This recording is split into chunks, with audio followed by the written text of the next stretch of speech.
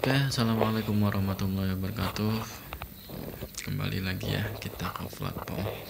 Sebelumnya sudah saya jelaskan di video saya apa ciri-ciri akan terjadinya support dan resistennya. Sini akan saya jelaskan kembali dengan prakteknya. Jadi yang pertama yang harus kita perhatikan adalah kekuatan harga. Dapat kita lihat dari body candle. Itu yang pertama. Yang kedua harus kita perhitungkan adalah perhatikan sumbu candle. Jadi body candle adalah kekuatan harga. Semakin besar bodinya, semakin kuat harganya. Namun sumbu adalah yang menentukan arah tekanan dan dorongan harga tersebut. Jadi sumbu yang menentukan arahnya ya. Apakah antara body dan sumbu ini saling mendukung atau saling berlawanan? Seperti itu memperhitungkannya. Nah, yang ketiga yang harus kita perhitungkan adalah perbandingan. Minimal perbandingan itu kita lakukan adalah 3 candle. Yang mana candle pertama dijadikan sebagai indikasi, candle kedua sebagai informasi, dan candle ketiga sebagai konfirmasi. Paham ya? Jadi sebenarnya semua candle itu bisa dijadikan sebagai indikasi, informasi, dan konfirmasi. Hanya saja ada beberapa candle saja yang kuat ya, yang mudah dijadikan sebagai indikasi, informasi, dan konfirmasi. Semua candle bisa dijadikan indikasi, informasi, dan konfirmasi. Namun ada beberapa candle ya, yang kekuatannya atau keakuratannya itu melebihi 80% jika kita jadikan sebagai candle-candle indikasi, informasi, dan konfirmasi. Sekarang kita coba praktek.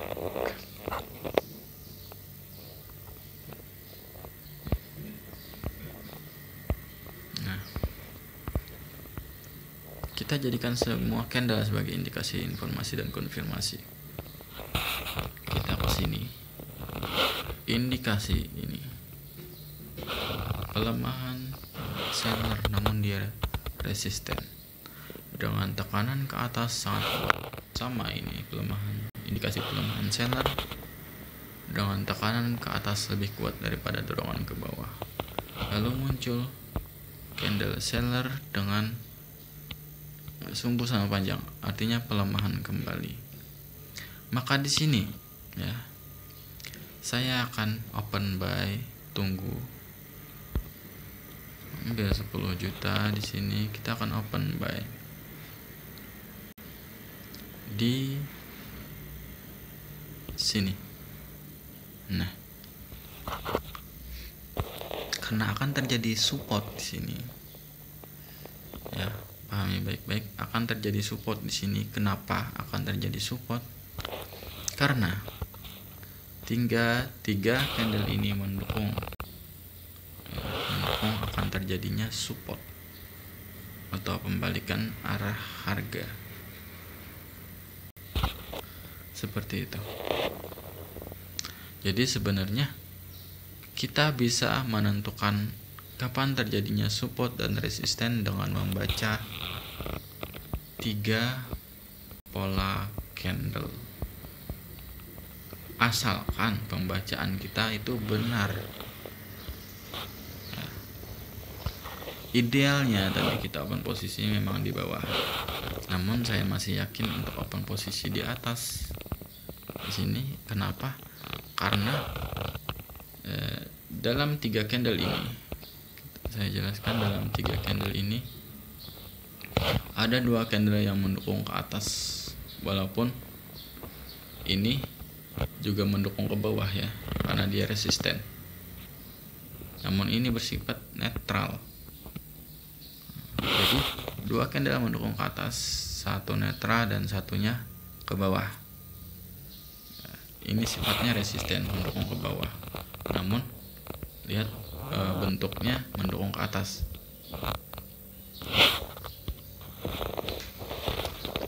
Oke, ini menjadi penerusan. Kita berbicara sifat lagi, di sini menjadi penerusan.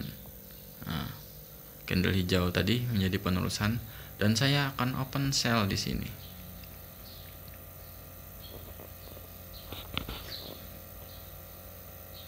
Cari titik tertingginya, kita open sell lagi. Kenapa open sell di situ? Kita berbicara sifat sekarang. Ini adalah sifatnya candle penerusan. Candle hijau tersebut sifatnya menjadi candle penerusan. Penerusan untuk apa? Untuk penurunan. Penurunan di mana? Di sini.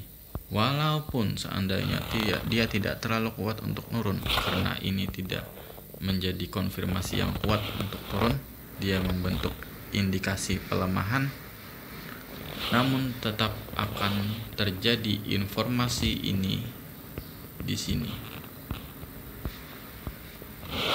Akan ada perlawanan untuk penurunan walaupun ini tidak mendukung. Kenapa saya tidak katakan itu tidak mendukung? Karena dia indikasi pelemahan. Seandainya dia kekuatan penurunan seperti ini, maka di sini akan langsung turun. Dia nggak bikin dia nggak bikin candle hijau lagi, langsung membentuk candle merah. Nah, kita lihat lagi ini sifatnya akan menjadi apa. Bagaimana kita mengetahui sifatnya? Tunggu ini selesai ya,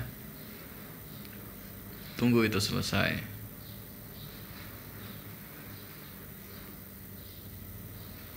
Oke, di situ adanya perlawanan ya. Namun seandainya dia naik ke atas di sini cukup tinggi, saya akan open sell tetap. Di sini ada perlawanan antara seller dan buyer, hampir seimbang. Namun kalau dia mencoba naik, kurang tinggi ya. Kalau dia mencoba naik, saya tetap akan open sell. Walaupun itu kurang tinggi sebenarnya. Ideanya itu di atas. Kalau di tempat itu masih deg-deg, karena saya bilang tadi adanya perlawanan antara kenaikan dan penurunan. Dimana kita memperhitungkannya, ini lihat sumbu bawah candle merah itu artinya tekanan ke atas ya. Namun di sini sifatnya tadi menjadi candle penerusan dan dia lebih mendukung untuk penurunan. Lihat sumbunya, ini juga mendukung penurunan walaupun dia sebagai indikasi pelemahan. Namun sumbunya, lihat sumbunya panjang atas daripada bawah. Nah, makanya di sini terbentuk penurunan kembali.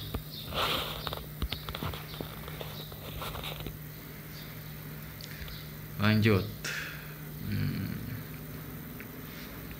Nah, itu saya bilang tadi bagaimana kita menjadikan semua candle sebagai indikasi informasi dan konfirmasi ya. Perhitungkan kekuatan harga, perhitungkan arah tekanan dan dorongan, lalu perhitungkan perpaduan antara 3 candle indikasi informasi dan konfirmasi.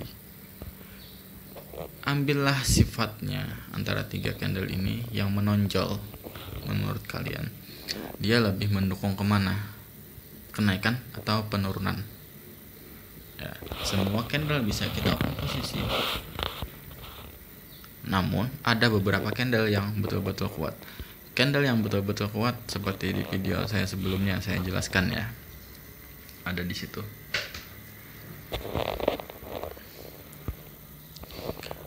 Oke. Jadi seperti itu.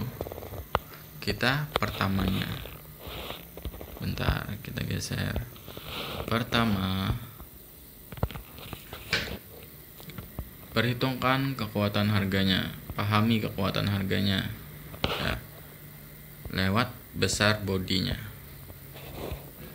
Yang kedua, pahami kekuatan tekanan dan dorongan lewat sumbunya. Yang ketiga, perhitungkan ya perbandingan antara 3 candle sebelumnya untuk open posisi di candle keempat. Tak peduli di awal periode atau pertengahan periode atau akhir periode ya, nggak peduli itu dimanapun tempatnya, perhitungkan 3 candle di belakang. Yang satu sebagai indikasi, satu sebagai informasi, dan satu sebagai konfirmasi. Jika ada di antara 3 candle ini ya memiliki sifat yang kuat seperti tadi, sifatnya menjadi penerusan apabila dia seperti ini. Nah, apabila candle selanjutnya seperti ini, maka dia bersifat menjadi candle penerusan, maka saya akan open sell ya, seperti itu. Apabila ada salah satu sifat dari 3 candle ini yang mendukung, perhatikan baik-baik, fokuskan baik-baik ke sifat candle itu. Apakah konfirmasinya mendukung untuk sifat candle tersebut atau konfirmasinya tidak mendukung sama sekali? Ya. Apabila seperti tadi konfirmasinya mendukung, maka kita aman untuk mengikuti sifatnya. Apabila konfirmasinya tidak mendukung, maka akan terjadi perlawanan seperti itu. Oke, seperti itu saja. Semoga bermanfaat ya. Itu untuk menentukan support dan resisten. Ingat, candle hijau, sumbu atas bawah.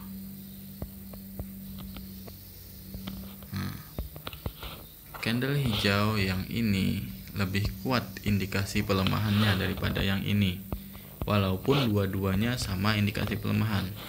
Kalau candle merah lebih kuat indikasi pelemahannya yang sumbu bawah lebih panjang, walaupun sama-sama keduanya indikasi pelemahan.